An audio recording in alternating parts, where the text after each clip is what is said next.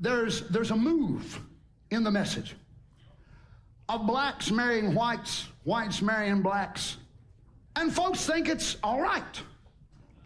But you know what? My God still has nationalities outside the city. Now watch this. Brother Branham says hybriding, how terrible hybriding. They hybrid the people. It's a big molding pot. I got hundreds of precious colored friends that's born again Christians. But on this line of segregation and things that they're talking about, hybriding the people, what? Tell me what a fine cultured, fine Christian colored woman would want her baby to be a mulatto by a white man. No, sir. It's not right. All right. Welcome back, ladies and gentlemen, to Cultish, Entering the Kingdom of the Cults. My name is Jeremiah Roberts. I'm one of the co-hosts here. I am joined by Andrew, the super sleuth of the show. Our jaws are obviously still we're trying to pick those up off the ground once again. We have been going through a wild ride through William Branham, his movement with the message. We've been doing this extended series with John Collins. We're here once again. John, thank you for joining us. Thanks for having me back. Real quickly, before we kind of jump into the context of that clip, just tell everyone real quickly, where can they find, by now, this is, I believe, the fifth part of our series. And so definitely check out the previous episodes we've done on William Branham. This particular time we're focusing in on the latter rain. John, real quickly, where can people find you if they want to find out more after listening to this podcast series we're doing with you? All of my research is published to william-branham.org. You can also find me on Amazon in the book Preacher Behind the White Hoods, a critical examination of William Branham and his message. And you can also find in the newsletter section of Alternative Considerations of Jonestown and People's Temple, you'll find some of the information there. Okay, appreciate that. So definitely check that out. Lots of different additional research if you want to go further into these episodes, if you've really enjoyed this content here with John. So real quickly, can you just explain real quickly, that clip you were listening to was someone named Donnie Reagan, and explain to just a little about what he was, his ideology, and how he related to William Branham, kind of bring him into the whole scenario of where we are with the latter rain. And I'll just say real quickly, just hearing that clip, we'll play another clip in the second that will be shocking to people, but people need to realize too that words get thrown around like racism, white supremacy, or even systematic racism, and a lot of times it's used as an emotional impact word. It's more about how it makes you feel or makes someone else feel versus what it is tangibly. This is something that historically was a movement that had underlying ideologies that pushed this movement. So that's just something you want to be wary of while hearing this clip. So can you just bring everyone in, John, to the context of Donnie Reagan and how he fits in to, at this moment, Branham's ministry with Roy Davis and the latter rain? How does that all tie together? Yeah, Donnie Reagan is a William Branham message cult pastor. I first heard him actually in the early 90s, deep in the Ozark Mountains in Missouri. He was... there was a circuit of different churches that he traveled and preached at, and he became very popular in the message in the United States. There were people, I lived in Missouri at the time, and there were people from all over the nation who came to hear Donnie Reagan preaching. He is the pastor of a church in Johnson City, Tennessee, that is affiliated with the cult. And what he's saying is shocking. I mean, even to me, after having left, I'm now shocked hearing this that I once believed, and I could apologize forever for being in. But he's basically repeating what is typically said in many of the churches, but he became he went viral very quickly over these statements. They hit the news media, and I believe it was 2014. He was labeled the most racist pastor in America over these things that he's saying. What a lot of people don't realize is what he's saying isn't really his own words. He's actually repeating William Branham and just offering his support.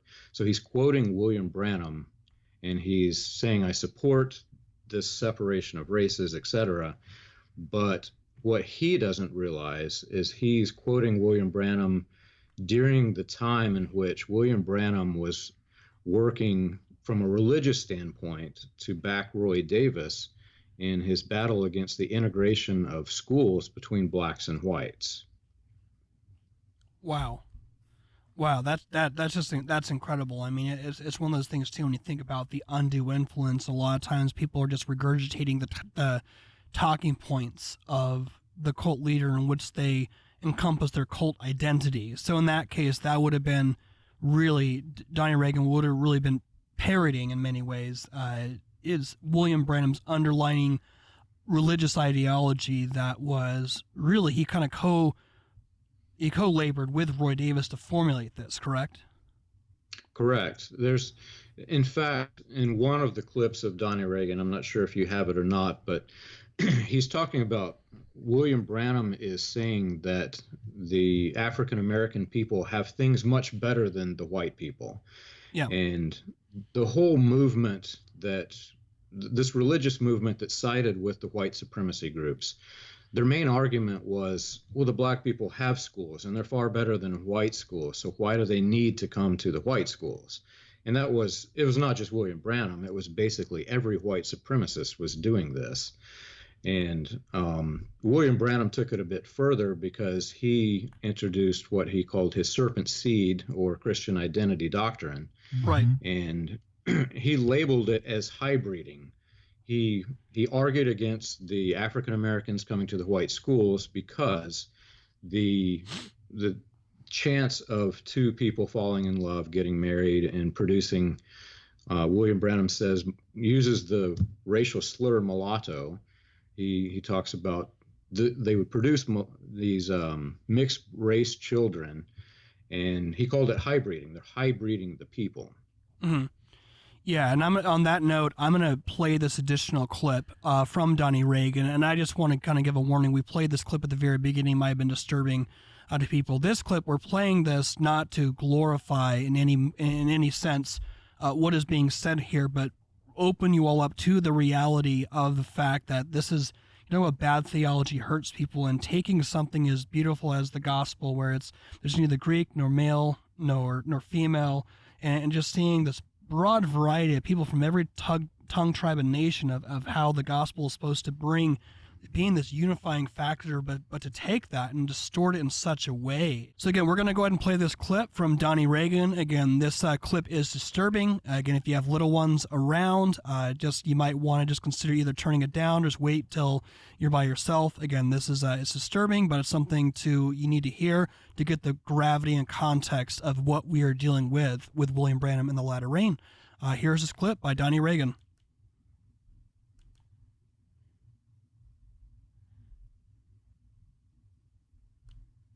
Tell me what good, smart, intelligent, beautiful colored woman. And you tell me what KKK guy would call a black woman beautiful. You tell me what white supremacists would call any black woman beautiful. This is not from a white supremacist. This is not from a racist. This is from a prophet of God. Watch him honor and give respect, not putting the white above the other or the black above the other. Beautiful colored woman would want to have a baby by a white man to make it a mulatto. Not sense. Many things the colored, now listen, white folks, many things the colored people has is far beyond the white man. This is not a white supremacist saying this. This is not a racist saying this. This is a man who loves truth.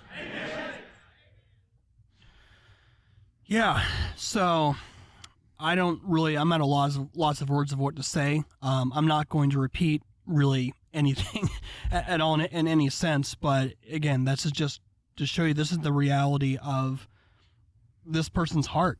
I'm at a loss of words what to say. So back to you, John. Maybe give your thoughts on this as much as you can, and so all of that of what he just said is directly a byproduct of regurgitating William Branham's underlying ideology of the latter rain. Is that correct? Correct. I actually have a flood of emotions listening to this because Mm. I was born and raised to think this way, but I was also born and raised to think that I wasn't racist and that racism itself was wrong. So in my head, there's this weird tug of war between right and wrong. I know right and wrong, but I'm being told that this thing that I'm in is right. He uses the word hybrid often. William Branham used it increasingly more whenever Roy Davis started his battle against the integration of schools. And now that I'm distanced from this, I'm separate from this, and my mind is starting to reprogram in the normal way. I'm thinking, he's referring to hybrid food several times in the sermons, how you take one type of food and you mix it with another type of food, and it doesn't produce as good of a product. And he's comparing that to people. So now he's literally labeled African Americans as one type of human and whites as another type of human, and trying to explain that if the two mix, they're not as good of a human. And I honestly can say that while I was in this is the way that I thought, but now that I've left, I'm just mortified that this was in my head. Wow. Okay.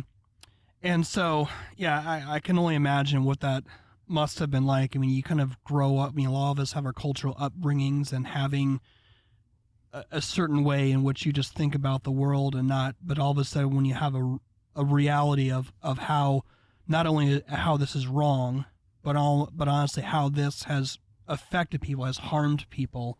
I can only imagine, even for many people who come out of even a movement similar to this, realizing the harm that comes upon people, almost sort of that shame or that guilt or wanting to find atonement for the wrongdoings. I'm thinking about, for example, Megan Phelps, who defected from Westboro Baptist when I remember listening to her on the Joe Rogan Experience, and you could just hear as she was talking about the times where they protested soldiers' funerals and just the underlying guilt. You could just feel that she still had, like she was trying to vicariously atone for her wrongdoings through confession on that podcast, and just seeing the burden that she had. I just remember that too. So I do really appreciate your transparency and vulnerability here, John. Definitely much appreciated. Mm-hmm. So would you also just tie this in and just continue on with the formulation of the latter rain? Because again, this is something that was foundational for a lot of people within the realms. I'm not really want to name names specifically at this point in time, but just within the realms of hypercharismania, it really laid a foundation that a lot of people still appeal to this day. So can you explain us the origins of the latter rain, how all these people, Roy Davis, William Branham, and then Donnie Reagan, how they all fit in together with the formulation of that? Yeah, it's such a complicated mess, to be honest. And whenever you think of a clip like this, you're thinking, what in the world could this have to do with a evangelical post-World War II healing revival? Whenever I came across this, it's like one of many things that I had to just sit over here to the side, and this is such a complicated mess, I'm going to research this later. And I just basically dove deeper into trying to understand the timeline of William Branham. And I was studying the timeline of Roy Davis at the time. Davis was out in Los Angeles, California between, I think it was 1944 and 1945. And at the same time, William D. Upshaw, who we mentioned, I think, in the last episode, joined him there to help establish basically a front to fund their white supremacy groups.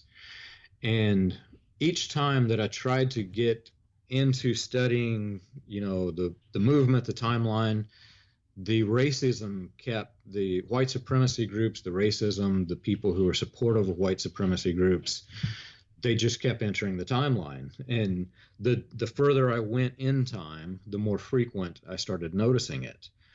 So, Donnie Reagan fits into this. Basically, he's became the face and the message of the guy who speaks racism. But again, he's not saying anything really different than any other cult pastor is saying. He's just the one who got caught. The rest of them, they're following basically the same movement. And the real question that I had to face eventually was this movement even anything to do with God? Was God in any way, shape, or form behind any of it?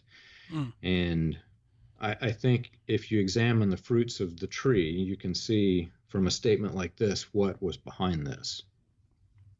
That's really big, and that's a great point, and I'm looking forward to unraveling that. And just so you know, too, and as we've been progressing in this series, we're talking about we're kind of doing a zoom in to the small picture of these people like William Branham, Roy Davis, and a lot of these other characters. But alongside, we're also zooming out and showing you the bigger timeline, the bigger picture of different historical events. We're talking about the Prohibition era and the Great Depression, how that affected that. Now, we talked about that in earlier episodes. So in the latter rain and the formulation of it, it was the end of World War II. So that was really where this all began. So you think about, visually, think about those pictures that are infamous of the ending of World War II, the people in the streets who are waving the flags or the confetti falling down, and the people in Germany who are just all the destruction, devastation, and just trying to pick up the pieces, or that infamous picture of that sailor who's leaning over and kissing his sweetheart as they finally got home. It's an infamous, famous picture. So, but it was in that from my understanding, that the latter rain began to formulate, because it's one of those things too.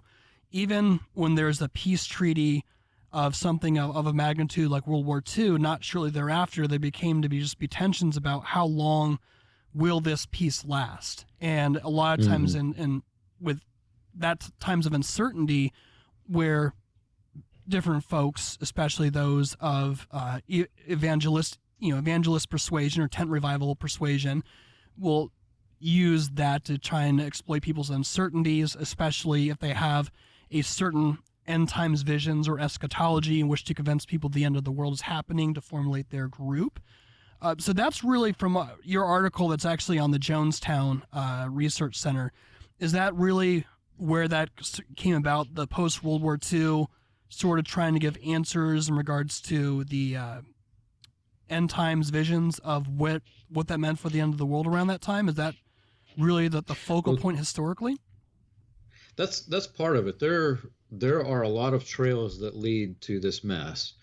You could study also the Pentecostal movement. Pentecostalism itself, the modern Pentecostalism began in 1907, I think it was, as Azusa Street in Los Angeles. And the Pentecostal movement itself was sort of dying out, but yet the leaders of that movement were still clinging to the fact that they were looking to Joel 2 for the prophecy of the latter rain. And it never came with the Pentecostals of that time. So you have World War II has ended. You have an entire nation who's briefly celebrating, but then suddenly turning to fear for the Red Scare and all the things that came with not having a true ending and a true peace on earth. So they were expecting World War III was coming, and you had this group of Pentecostals up in Saskatchewan, Canada, who were literally trying to create a religious army that could usher in the end of the world from God's side to bring peace that the world was unable to bring through war. I mean, it's just one of, there's probably 20 or 30 different trails that lead to the climax, but in each of those trails, they all end with basically this simple fact. You have William Branham, who's going all through Canada, who's, he's basically forming the foundation that he's going to build upon into statements like you heard at the beginning of the show. And you had a group of men who were just completely blindsided by this. They thought this was a man of God, and they thought that the things that he was doing could only be done through God. So they basically just decided to act on it, and he became the leader of, several different groups at that time. So can you key us into exactly like what the hope of what the latter rain was? For example, were they thinking that there was this evil that was coming, so they were trying to join together to create kind of like an authority that the old ancient biblical church had in great power through like prophets and supernatural gifts and prophecy? Can you describe that in a sense in the latter rain movement? Yeah. So, in the New Testament, it talks about whenever on the day of Pentecost, there's a specific quote that's mentioning, I'm drawing a blank on the quote, but it's referring to Joel 2, a prophecy in Joel 2. Right. And it's basically, that was, if you're a Christian and you understand the Bible context, it's basically saying that this is the latter rain that came from the former rain. Well, Pentecostalism took this a step further. They weren't really satisfied, at least in my opinion, on what the Bible says was the day of Pentecost. They wanted a new day of Pentecost, and they threw it into basically a much larger timeline that could include the United States. And Pentecostalism itself, they had this revival that just went very strong and fizzled out. And so latter rain was basically an attempt to keep that flame going. So they started looking to the original Azusa Street Pentecostal as the former rain to their latter rain. So they essentially took what was already repeated in the Bible and then repeated it within their own movement. Wow. So what's the danger in that then? Like taking things like being, let's say, like apostles of today. Like what's the danger of that in the latter rain movement, essentially, in terms of their authority that they could have over their members? William Branham's own campaign team said it best. They said that and I'm paraphrasing greatly, but they said basically the things that you see, these signs and wonders, they're wonderful, but the teaching that comes with it is horrific. There are two that I refer to whenever I have this discussion. One of them is a name familiar to a lot of people, both in the message cult and outside. Ern Baxter was a man who toured with William Branham from 1947 to 1953. And Baxter was involved in Branham's early meetings in Canada, so he saw this whole latter rain thing form. He saw what became of it. And in 1953, he decided to part ways because, and I'll quote him directly, he said, "I think there can be a lesson in this. Branham as a miracle worker had a real place. Branham as a teacher was outside of his calling. The fruits of his teaching ministry are not good." The thing that I disagree with Mr. Baxter on is the miracles. There was also a gentleman named Alfred Pohl who was deeply involved in organizing Branham's campaigns. And he did a series of interviews after Branham left. There were several, news of Branham and what he was doing went all through the United States and Canada. They claimed that he was healing thousands of people. Branham claimed he was healing thousands of people. And newspapers were trying to find just one person healed so that they could report on this wonderful thing. And they were having trouble because they could not find anybody who was actually healed. And there was a gentleman named Alfred Pohl who was involved in organizing the meetings. And he gives his testimony as to what happened and the impact it had on his life. He almost left religion entirely because he said basically that Branham came in and he told all of these people through these prayer lines, "You're healed, go home, be well." Branham had this way of, when people came to the platform to be healed, it isn't what most people would think of it as a healing. They might come with an example that I had today on my website. There's a boy who had a missing eyeball. So he came to be healed, and Branham said, "Go home, you're healed." Well, the kid's eyeball never grew back. And he came back to Branham, and, they asked, why did your eyeball not grow back? Well, Branham would take them through the prayer lines. He would tell them they were healed, and then they would in turn accept by claiming by faith that they're healed, and they would go home. And what happened is many of them went home. Some of them died. Several of them didn't get healed and went back to Alfred Pohl. And he was just, at wit's end. So this faith healer came through town. He's left. Now he had to deal with the aftermath of all of these people who thought they were healed, and they're watching their loved ones die. And he said it had a huge impact on him. He almost left the faith. Oh, wow. Okay. Yeah, that's wow. It's scary because that's the danger, right? There's people that are putting their hope in these faith healers. They're believing a spoken word of God, in a sense, from these people that have authority, quote unquote, in the latter rain. And then they go home, don't do other things that could help them in their health and eventually die. Right. And at the same time, they're taking the things that these people are telling them, these preachers, as spoken word of God. Right. So they're probably even preaching, giving instruction that's contrary to what the Bible says. That's what I find very dangerous. Well, and that's one of the huge dangers in the movement itself. You mentioned spoken word. I grew up with these books and pamphlets of the sermons of William Branham, and it was published under the name at that time, Spoken Word Recordings. And that name has later changed to Voice of God Recordings in Jeffersonville, Indiana.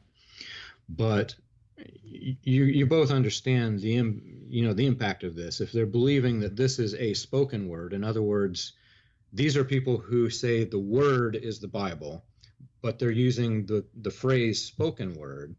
So when they talk about the Bible to a normal Christian, a lot of times they're saying Bible verses that don't even exist. I've got a list of several passages from the quote unquote Bible that I grew up with that were in my head that I learned years later weren't even in the Bible at all. They were part of the spoken word. And so whenever you have men who can claim that the words coming out of their mouth are a new quote unquote word of God or Bible, they can literally say anything they want and make you do anything that they want, make you believe anything you want. And in the end, the question that you have to ask yourself is, if this spoken word is a new gospel, can it be compatible with the real gospel of Jesus Christ? Wow. Yeah, and it's just interesting too because we have explored different movements before in our podcast, especially when we had just started Cultish. Certain movements who kind of, even who would fall under the realms of just general Orthodox Christianity or just as a whole, just within the realms of evangelicalism, certain movements that are very, very well known, and if we mention their name, but a lot of them would have the view of that there's a sort of we're on the brink of this new revival of heaven being brought down to earth, and we're just on the brink, and there's going to be this special generation of prophets and revelation and mantles to unravel, overflow of the Spirit. Yes, and we've talked about that substantially, and just so you know too, some of the things in this article as well too, you mentioned this, and maybe you can unravel this, that they're how they viewed, this sort of maybe elitist us versus them mentality, specifically with William Branham and the Message. In your article on the Jonestown article, and we might even post a link as well too when we drop this episode, but it said the militant stance against cold former religion became a central theme within the healing revival, or specifically the latter rain, and eventually the traditional and less formal denominations of the Christian faith were given the disparaging label. Members of mainstream Christianity were viewed as cold and formal by leaders of the movement who used Branham's doctrine in their sermons. And even Pentecostals who did not join their movement were labeled as cold and formal, because the whole ideology of the latter rain was that this is sort of in the latter days, there's going to be this special God releasing a spirit or giving this special anointing to the church that only the Message had access to. So if you had Branham's ideology, then you are in the know. You are in this new revelation of the Spirit, versus if you are, even if you're tuned into the spiritual gifts or you're a continuationist, but you're not fully on board with Branham's ideology, you still would be viewed as cold or indifferent or having a religious spirit. Is that an accurate assessment, or what are your thoughts on that, John? Yeah, that played a large part of the revival and its growth. But keep in mind that we're talking right now about the spiritual aspect and the dangerous aspect, but look at just the entertainment aspect. You have this movement, right, where it's gathering crowds of tens, 100,000s of people, depending on the stadium and the location. You have people who are coming literally because this is entertaining. They see people who are being healed. Even the speeches themselves, if you listen to them, they're designed to be entertaining. And what happened is they call them cold and formal religion, because if you go sit in a normal church that's just simply reading the Bible, talking about the gospel, it's not entertaining. And once you planted that cold and formal, view in people's heads, and they see all this excitement that's growing from this entertainment that they're watching, then they go back to their church and it's not as entertaining. Well, yeah, they're going to think, wow, this is cold and formal. I want to join in the entertaining thing. So the Bible talks about the itching ears. I really believe that this is a good example of that. Yeah, no, definitely. And what's fascinating as well, too, is that the origins of the latter rain also brought in a lot of even very, very popular names that are kind of known in the Word of Faith movement, like Oral Roberts, for example. You mentioned him, and several other notable figures. But one of the we're talking about in this sphere of entertainment. There is a certain person, you mentioned their last name, and they are very well known when it comes to just in modern culture, and that is Kardashian. So we had talked about this from the very beginning of it, and when you told me the connection, I was shocked. So the origins of, people know Kim Kardashian, who was married to Kanye West at one point. They made news throughout the years. They had a long-running show, but the whole Kardashian family, they're directly connected to William Branham. And can you explain that real quickly? I was extremely surprised whenever I saw this connection. I knew that, the origins of William Branham predated the sermons that I had access to hear. He claimed that 1947 was whenever he got his alleged gift of healing. And a guy in Canada shared with me this pamphlet that was from 1945, where he's describing his great healing revivals in 1945. And so I started, just trying to piece back together what happened in those early years, what happened leading up to the version of the stage persona that I knew and grew up with.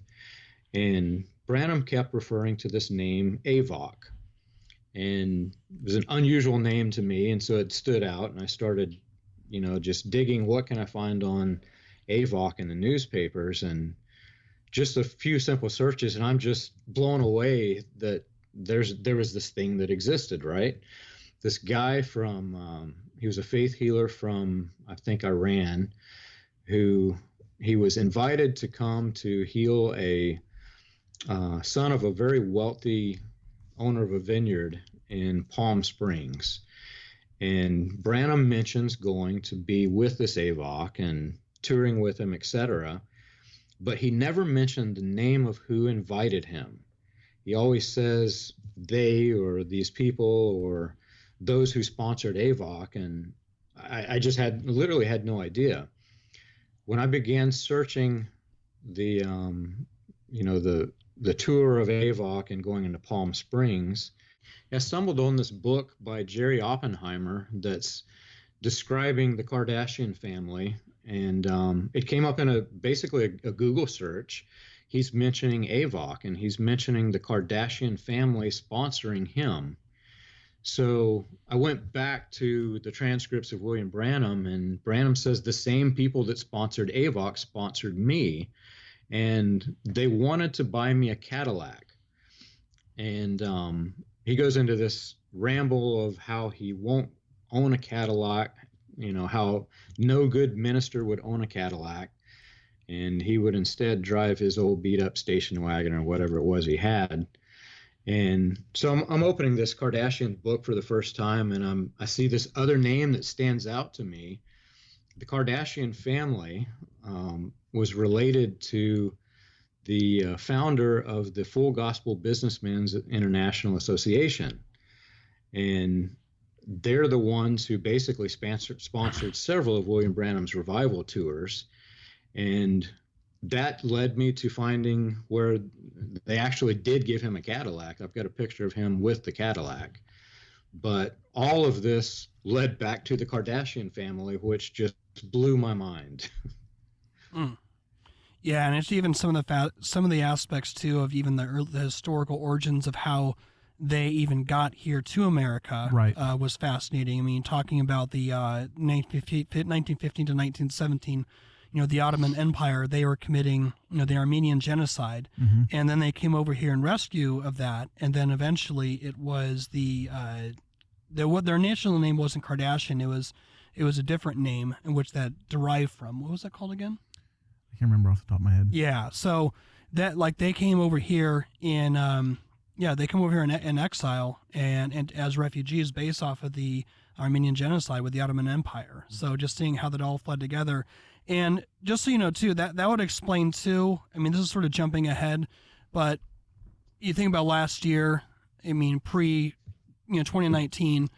But when things were relatively a little different than as they are now, back when people would go to church services, 20,000 people in a church service without a worry in the world. And you think about when Kanye West did his performance at Joel Osteen's church, when he with the Jesus King album, and that there's some controversy in and of itself. But you were saying that just from the origins of the Kardashians and their relation to William Branham, it would make sense then of why perhaps they would be influenced by Joel Osteen's ministry? Well, there's so many connections. I mean, this is a spider web that literally grows through the entire United States. Yeah. So you mentioned Joel Osteen. His father was John Osteen, and I've got newspaper articles where he's joining in this revival. He was at Shreveport at the Tabernacle there, I believe, if memory serves, where Branham's headquarters for the Voice of Healing magazine was published. The connections are just unreal. I mean, when I started going through the Kardashian family, trying to piece together, okay, if Demas Shakarian was the name of the guy who founded the Full Gospel Businessmen's Association. So I'm looking at the family tree. I'm looking, how does he relate to the patriarch of the Kardashian family? I stumbled upon Kate Upton in a completely different search. Right. Kate Upton was the great-great-granddaughter of Roy E. Davis Sr. through Roy E. Davis Jr., at least according to this ethnicity of celebrities, the ancestry race that I was going through. I mean, the connections to Hollywood, to the entertainment industry, just seem to flow through this whole thing. And even down to the descriptions that the newspaper gave of the men who did it, they basically described them as entertainers. One article in particular that just, it really painted the picture in my head. And interestingly, it was the same picture that when I actually saw it, what I had painted in my head matched.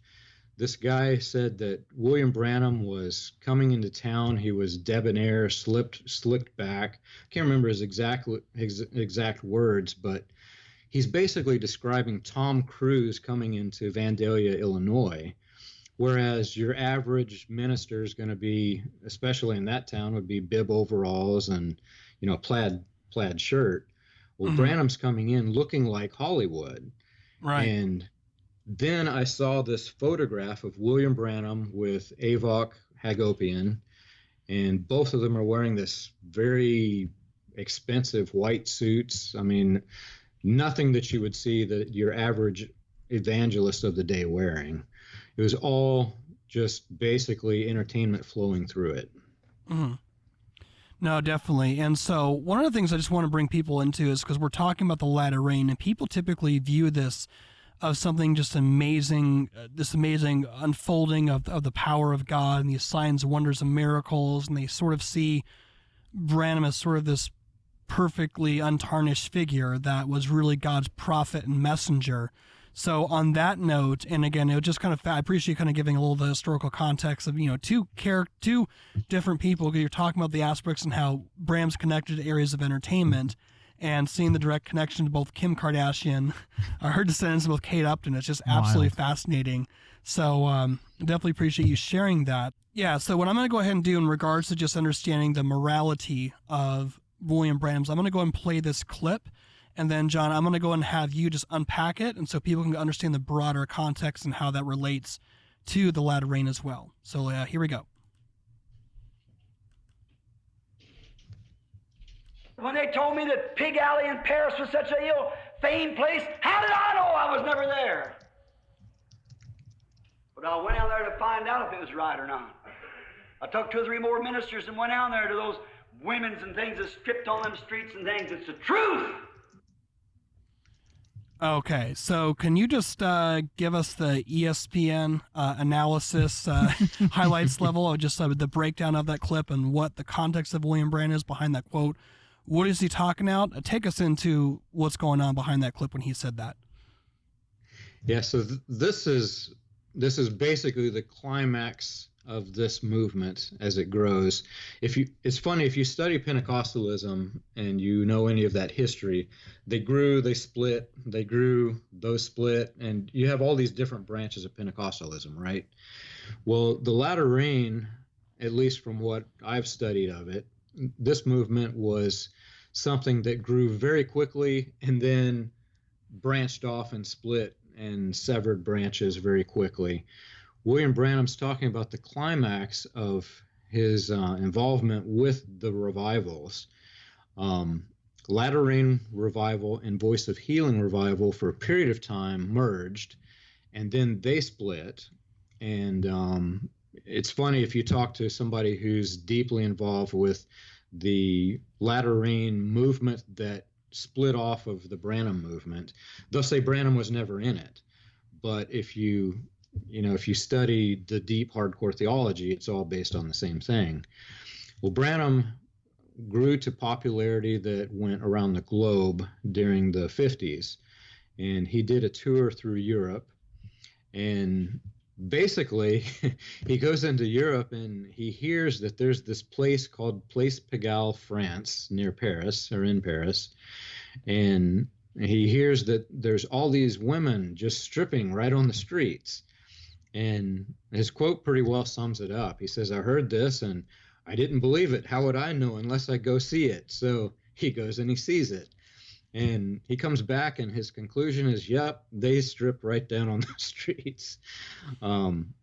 What's funny about it is he's taking these ministers who, these people in America were almost elevated to this platform, this pedestal that's above any other minister in the nation.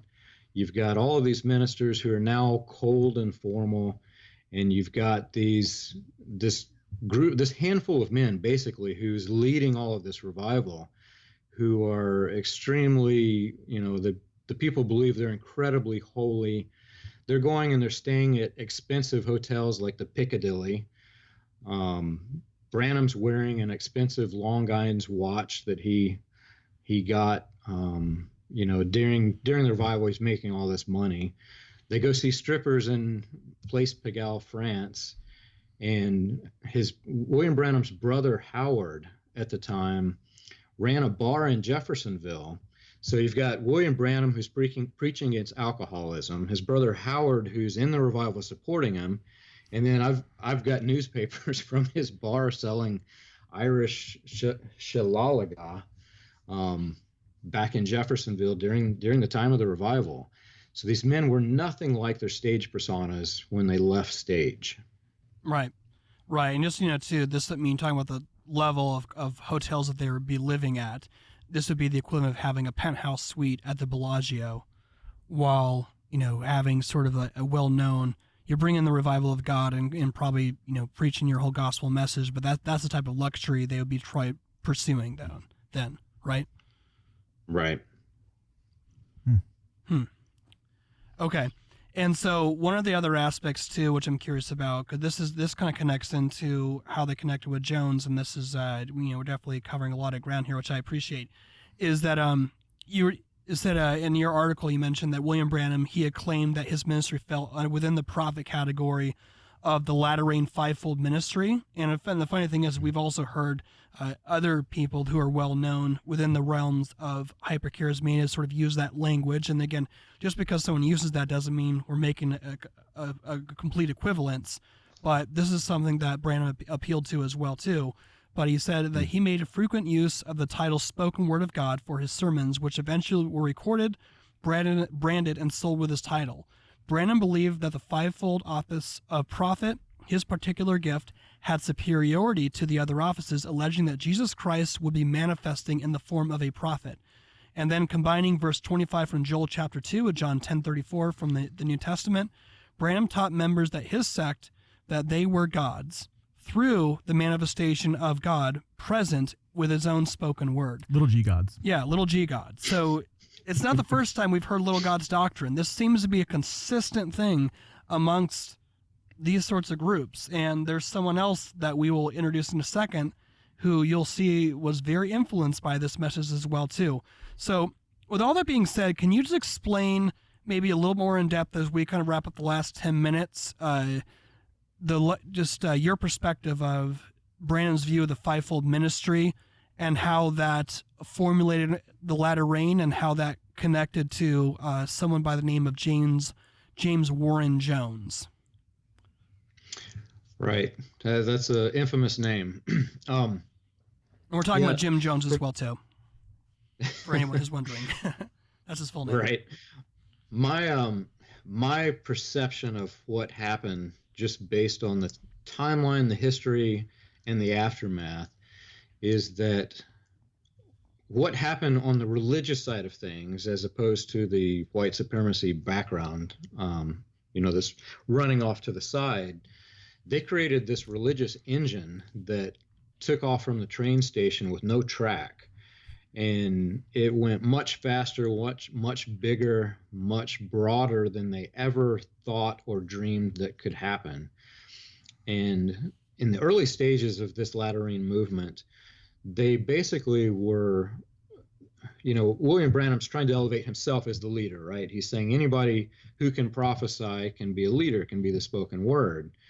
Well, what happens when you say this to another man who says, well, I want to be the spoken word too? Right. Pretty soon he starts doing it. And then a third, then another. Well, then you've got this consortium of all these opposing prophets, none of them in unison whatsoever.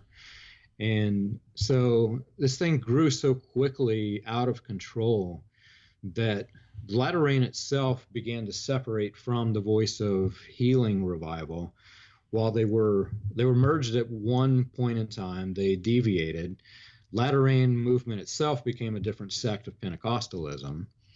And Branhamism basically grew from a subsect of that, specifically the Manifested Sons of God subsect. And what happened was, when it grew out of control and he realized that he's now playing second base to all of these other guys that are hitting home runs out of the park, he tries to stop it. And he tries to say that there can only be one true prophet.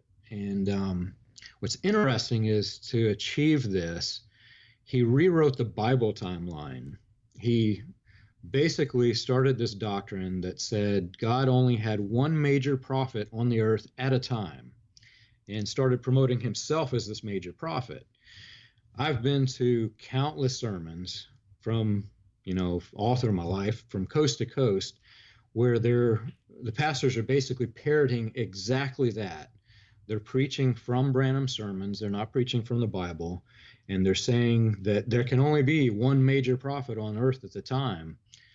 And I think I told you guys, when I left this religion, I just read the Bible 10 or 15 times over and over to wash this out of my head. Mm-hmm.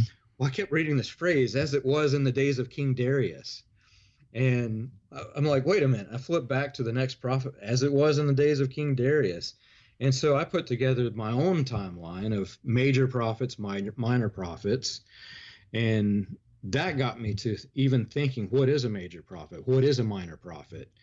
And in the cult that I grew up in, major prophet meant you were a superior prophet, because that's the way Branham taught it. But in the Bible, it just meant you're major because we have this longer section of text from you. Right. Had nothing to do with, status or one prophet greater than another one.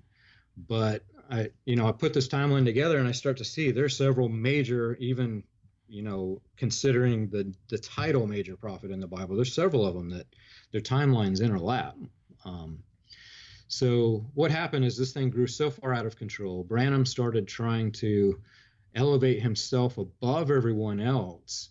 And it made a mess. And that mess you can probably sum up with Jim Jones if you study how he started, what happened, and in the tragic aftermath.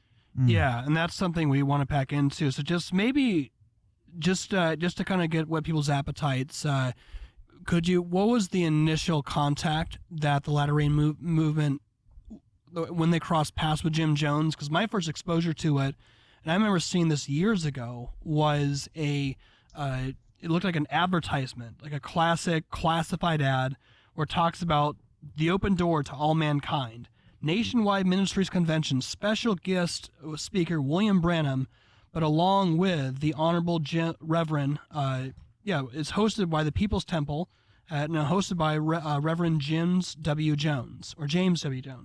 And so that was the first exposure that I had, just seeing that, wow, there's healing revival services held together.